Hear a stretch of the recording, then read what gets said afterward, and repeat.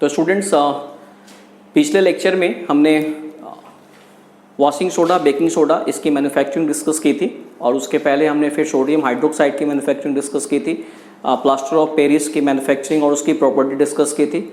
Now the properties of washing soda and baking soda, baking soda और washing soda की properties क्या क्या हैं हम ये डिस्कस करते हैं। तो प्रॉपर्टीज़ वॉशिंग सोडा, पहले washing soda that is Na2CO3.10H2O, this is washing soda.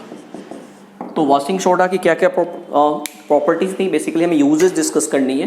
तो यूजेस इसमें क्या क्या है, पहले हम वॉशिंग सोडा यूजेस की हम बात करते हैं। Uses,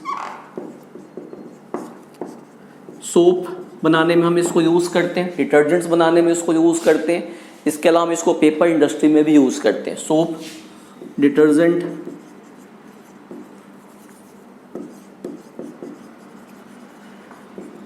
and paper industry. इसके अलावा this is a cleaning agent for domestic purpose. आप साबुन से कपड़े वॉश करने के बजाय, डिटर्जेंट से कपड़े वॉश करने के बजाय आप सीधा वॉशिंग सोडा से भी कपड़े वॉश कर सकते हैं। तो cleaning agent for domestic purpose,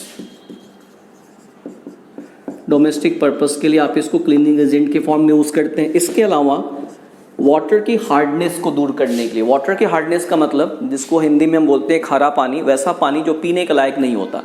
पानी के अंदर अगर कैल्शियम, मैग्नीशियम के कार्बोनेट, बाइकार्बोनेट डिजॉल्व्ड है तो वो पीने के लायक नहीं होता। उसमें अगर आप थोड़ा सा हार्डनेस दो तरह की होती है, परमानेंट हार्डनेस, टेम्परेरी हार्डनेस। तो आप क्या करेंगे इसमें, अगर परमानेंट जो हार्ड वाटर है उसमें अगर थोड़ा सा वॉशिंग सोडा मिला देते हैं तो पीने के लायक हो जाता है, वो मीठे पानी में, पोर्टेबल वाटर में कन्वर्ट हो जाता है। तो आप next, removing permanent hardness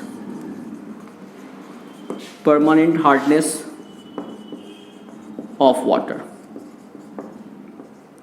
water की परमानेंट हार्डनेस को दूर करने के लिए उसको यूज किया जाता है। Now the next, washing soda. अब बेकिंग सोडा की यूजेस की हम बात करते हैं। बेकिंग सोडा की क्या क्या हमारे पास यूजेस होती है। Baking soda that is NaHCO3, इसकी यूजेस की हम बात करते हैं। अब इसमें देखिए बेकिंग सोडा के हमारे पास यूजेस क्या क्या है। बेकिंग सोडा सबसे पहले हम बेकिंग पाउडर बनाने के लिए हम इसको यूज़ करते हैं। मैंने पहले बताया था आपको कि बेकिंग सोडा और बेकिंग पाउडर दोनों में डिफरेंस है। तो पहले हम इसको फॉर मेकिंग बेकिंग पाउडर, देखिए बेकिंग पाउडर हम केक वगैरह में, केक है और भी कुछ चीज़ें जैसे आपको ये गोलगप्पे वगैरह होते हैं, उसमें हम बेकिंग पाउडर यूज़ करते हैं, नॉट बेकिंग सोडा। रीज़न क्या होता है, जैसे अब आप मान लो कि हम बेकिंग पाउडर यूज़ नहीं कर रहे हैं, बेकिंग सोडा यूज़ कर रहे हैं। बेकिंग सोडा क्या होता है, NaHCO3। याद कीजिए हमने जब इसको गर्म किया था तो हमारे पास क्या बना था, Na2CO3 बना था, CO2 बना था, वाटर बना था। हम इसको इसलिए यूज़ करते हैं क्योंकि इसको गर्म करने पे CO2 गैस निकलती है और CO2 गैस केक के बीच बीच में ट्रैप्ड हो जाती है, जिससे कि केक स्पॉन्जी और फ्लफी हो जाता है। गोलगप्पे में भी वही सिचुएशन है। बट यहाँ पे ध्यान दीजिए, यहाँ पे हमारे पास सोडियम कार्बोनेट भी बन रहा है। Sodium carbonate being a base है ये, और बेस का स्वाद क्या होता है, कड़वा होता है, बिटर होते हैं। अब अगर केक में हमने ये मिला दिया फिर क्या होगा, केक का सारा स्वाद तो कड़वा हो जाएगा। अगर बर्थडे का केक है फिर क्या होगा, सारे आपके फ्रेंड गिफ्ट वापस लेके भाग जाएंगे उस केक को खाने के बाद। तो ऑब्वियसली आप ऐसा नहीं चाहेंगे। तो हम इसमें क्या मिलाते हैं, बेकिंग पाउडर मिलाते हैं। बेकिंग पाउडर कैसे बनेगा, बेकिंग सोडा में हम थोड़ा सा वीक एसिड जैसे टार्टेरिक एसिड वगैरह मिला देते हैं। अब ये टार्टेरिक एसिड जो होगा वो इसको न्यूट्रलाइज कर देगा, वो सोडियम सॉल्ट ऑफ एसिड बना देगा, जिससे कि वो न्यूट्रलाइज हो जाता है। मतलब ये क्या होगा हमारे पास, इसमें देखिए इक्वेशंस, रिएक्शंस क्या होगी यहाँ पे हमारे पास जो रिएक्शंस होगी दैट इज NaHCO3 और एसिड जो निकला, एसिड का H+। अब ये मिल करके हमारे पास ये क्या रिएक्शन बनाएगा, देखिए यहाँ पे दैट इज CO2 निकलेगा, H2O ठीक है, वेपर के फॉर्म में। And now the sodium salt of acid, sodium salt of acid, तो सोडियम सॉल्ट ऑफ एसिड बनेगा हमारे पास। तो जो सोडियम कार्बोनेट था उसको हमने वीक एसिड के सॉल्ट में कन्वर्ट कर दिया। तो बेकिंग पाउडर में ध्यान रखना H+ कहाँ से है, एसिड से। कौन सा एसिड, हम जनरली यहाँ पे टार्टेरिक एसिड मिलाते हैं, तो दिस इज यूजेस। नेक्स्ट हम इसकी यूज एज एंटासिड, एंटासिड चूंकि बेसिक नेचर का है तो एंटासिड बनाने में, एंटासिड का मतलब क्या होगा, जैसे समटाइम अगर आप में इंडाइजेशन की प्रॉब्लम होती है, आपने ज़्यादा खाना खा लिया तो फिर पेट में गैस की प्रॉब्लम हो जाती है, तो उस कंडीशंस पे चूँकि जो गैस पेट में बन रही है एसिडिक नेचर की हाइड्रोक्लोरिक एसिड की वजह से, तो हम उसमें कुछ बेसिक चीज़ें यूज़ करते हैं। जो आप इनो वगैरह लेते हैं वो आपको बेसिक नेचर का होता है, तो इस तरह की चीज़ों को बनाने के लिए हम इसको यूज़ करते हैं। एंड नेक्स्ट यूज इज इसकी इन सोडा एसिड फायर एक्सटिंग्विशर। अब सोडा एसिड फायर एक्सटिंग्विशर क्या होता है, देखिए हमारे पास आपने देखा होगा जैसे इस तरह के एक्सटिंग्विशर होते हैं बड़े बड़े से, अब आजकल इस शेप में आते हैं, ऐसे ये एक्सटिंग्विशर है, रेड कलर का एक्सटिंग्विशर होता है, यहाँ पे ये पाइप है और एक यहाँ पे क्लिप लगी होती है। अंदर क्या है, अंदर एक ये बॉटल है, इस बॉटल में सल्फ्यूरिक एसिड भरी हुई होती है, H2SO4 भरा हुआ होता है, और बाहर जो है, बाहर यहाँ पे आपको बेकिंग सोडा है NaSCO3। आग लगने की कंडीशन पे हम इस क्लिप को खींचते हैं, इस क्लिप को खींचते हैं, तो अब ये जो आपका जो रॉड है ये तेजी से अंदर आता है और इस बॉटल को फोड़ देता है। ये बॉटल टूट गई। अब बॉटल जैसे ही टूट गई तो जो सल्फ्यूरिक एसिड है वो इसके साथ सोडियम हाइड्रोजन कार्बोनेट के साथ मिलती है और ये रिएक्शन करती है, और उस रिएक्शन से लार्ज क्वांटिटी में कार्बन डाइऑक्साइड गैस बनती है, और ये कार्बन डाइऑक्साइड गैस जो है वो बर्निंग ऑब्जेक्ट के ऊपर एक लेयर के फॉर्म में इकट्ठी होती जाती है। चूँकि ये हल्की गैस हो, ये चूँकि भारी होती है, इट इज़ जैसे जो एयर के कंपेरेटिवली ये भारी है तो ऊपर नहीं जाती, तो नीचे इकट्ठी होती है, तो बर्निंग ऑब्जेक्ट का कांटेक्ट जो है वो क्या होगा, ऑक्सीजन से टूट जाएगा, और ऑक्सीजन से टूट जाएगा तो फिर supporter of combustion that is oxygen, उसकी अवेलेबिलिटी नहीं हुई तो आग धीरे धीरे बुझ जाएगी। तो देखिए इसमें रिएक्शंस क्या होगी,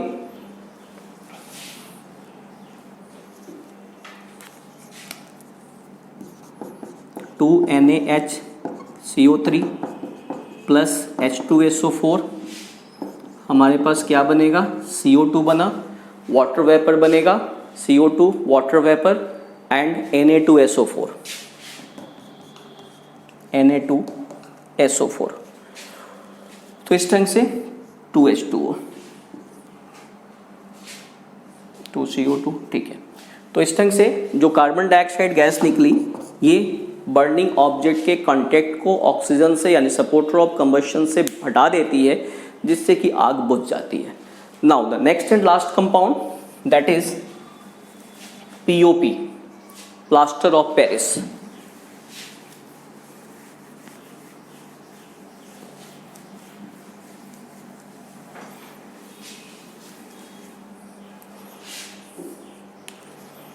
POP, plaster of Paris, POP।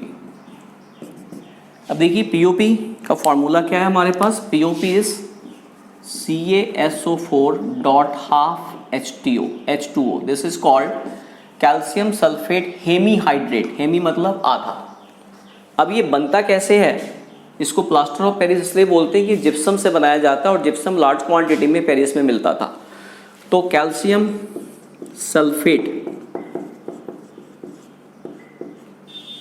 Dihydrate, 2 molecule water के साथ इसके साथ जुड़ा हुआ है, and this is called gypsum.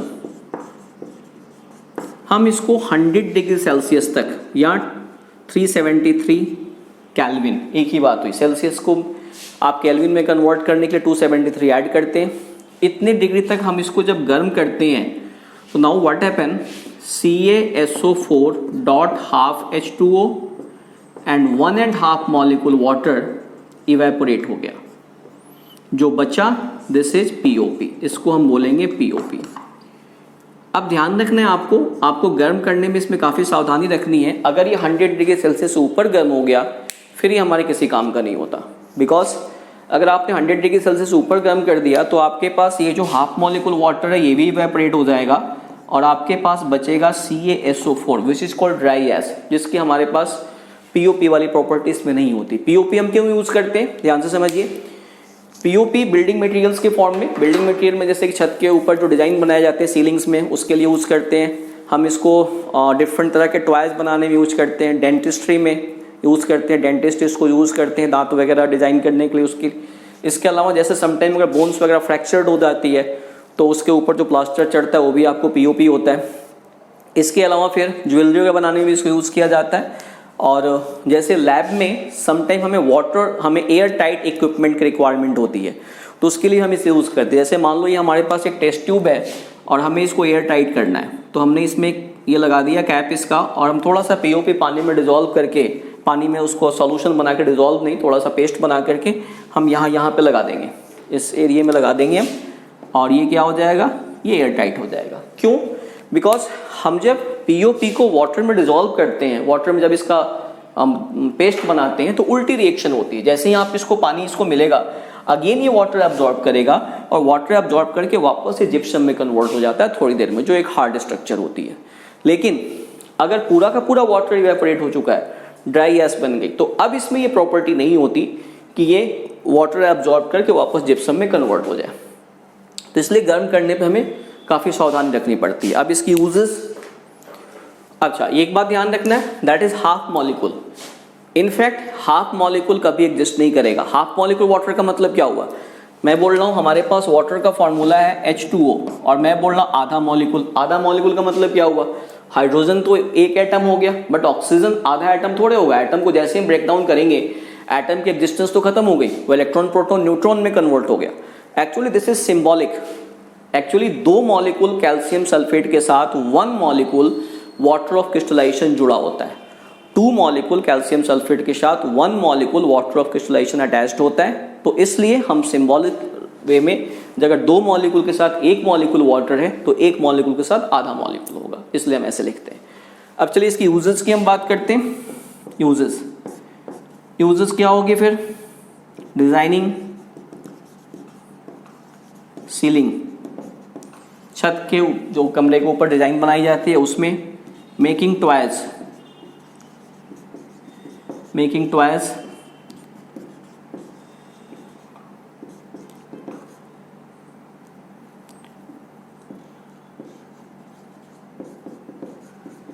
Dentist इसको यूज करते हैं। Supporting fractured bones,